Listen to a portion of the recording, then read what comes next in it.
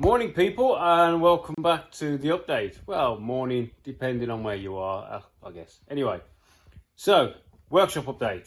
A lot's been happening, not a lot has been recorded, and I am sorry for that, but I've just had to fit in the hours when I can. But we are getting there, and it's amazing how much more space I've created.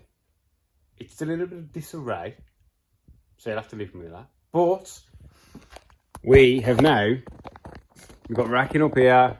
Look at all of this space. I can easily get 2 Passats here. I think the old table point was here. And we've gained all of this space. Because the car was here, my saw was there, this was the table. You can sort of see the dirty line. So that was the table. And now that's there. There's loads more room around the table. Trying to work out stuff, changing electrics. That is actually wired in there. It's got its own supply now. I've got a 32 amp supply there for my welders. More sockets with trips. I've got to put a spur off that for my lathe. But I've got a buddy coming down who's going to swap out my little inverter on there because it's got a little 240 to 3-phase. And I've got a bigger one. Just give me that little bit more power. Because this kit, it's a really good kit. But when you press stop, it winds down. But on my milling machine, when you press stop, it stops. It reverses the polarity or something on 2 of the phases, so it stops. Yes, it's a bigger inverter, but the one I'm putting on there is about the same. So hopefully my wiring man can make it so when I press stop, it stops. Just so it's easier for threading. So what I'm having to do at the minute is I have to flick it into reverse, and that slows it faster because it's reversing the polarities, and then it backs out. So anyway, that's just me moaning. All my lathe and mill tools are on here. The table, it's just so much more access. Wicked. Why I didn't do this before? What we're waiting for is steels. So here's my little thing. I can't reach.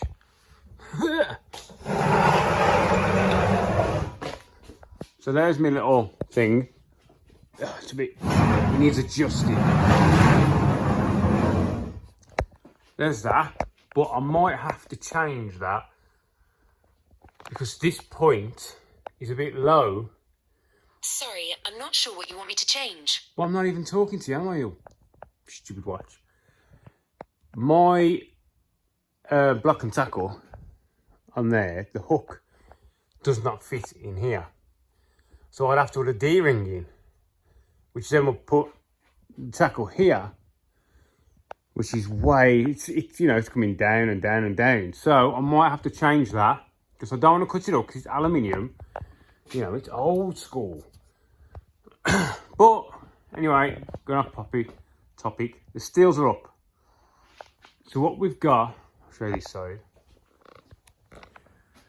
is the steels come across and sit on this plate. This plate goes up and across. So the load is being distributed between the 2 blocks. This steel comes all the way across. You see there?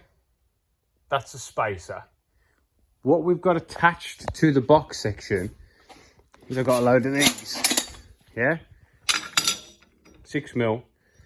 That is welded to the box. Fully welded round, nice, good weld on there. And then we drilled the beam, bolted it up.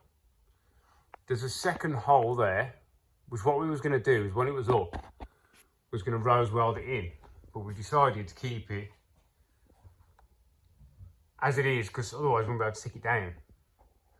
So yeah, the beam is up and it reaches 6 meters all the way down, past the centre of the table. So I can get anything on and off the table now. It was a lot of work. It was freaking awkward. My dad's aching for days because he helped me. But I think it was worth the while. So there's just plates on all 4 posts. So all I've got left to do is what I'm going to do is stitch weld the box to that. Just a couple of stitches. It doesn't need to be fully welded. And all the stitches to do is to help stop anything from moving around, should we say. But this thing is never going to hold that much weight. A MIG's only 680 kilos with the driver, I think. Space frame's 450. The odds of me ever lifting a complete car, very minimal. This thing's probably only going to see 200 kgs max. So it's overkill, but it's okay, I think. And what else we can do now is that this distance from there to there is bigger than a Mini. So what we could technically do is have some long ramps made so we can actually drive a car onto a chassis table. It's an option I have been thinking about, because I can put a winch at that end and literally get some ramps that can be stored under the table, so you can put a car up on. For storage, for work, for anything. So I can use the table as another work platform, say if I'm doing sills, doors, you know, stuff like that. I can even take the engine out while it's on there. So yeah, workshop, a lot more space. There's still a lot of sorting out to do. I'm looking for a cabinet, you know, like a twin door cabinet with shelves. I want one of those, so I've got to find one of them. What else are we going to do then? To be fair, there's not a lot left. To be fair, which is quite good because I've got some jobs that need to come in. So, from there, I'm going to leave you. This is about where we need to be now.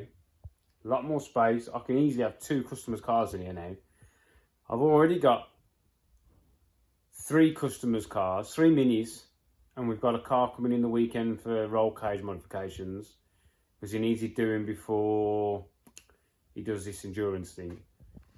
I've got to go and have a look at a windscreen aperture from what are they called now? Them Jeeps, a Willis Jeep, World War II Willis Jeep. The front windscreen that folds down, the end legs are rotten. So I'm going to go and have a look, see if it's something I think we can do on the channel. If it is, we'll bring it back and we're cracking on that as well. Right then, that's the update. Everything's in, near enough. A lot more space, beams are up. So I've sent an email to a company about getting a new one of these that's shallower. And yeah. Sorry I didn't drag you along when we did the actual install of the beams, but it was freaking tricky. I ain't gonna lie, it was tricky. Big bruise on my head from lifting them with my head. Yeah, not a good idea. Right then, thanks for watching, and I will see you in the next one. See ya.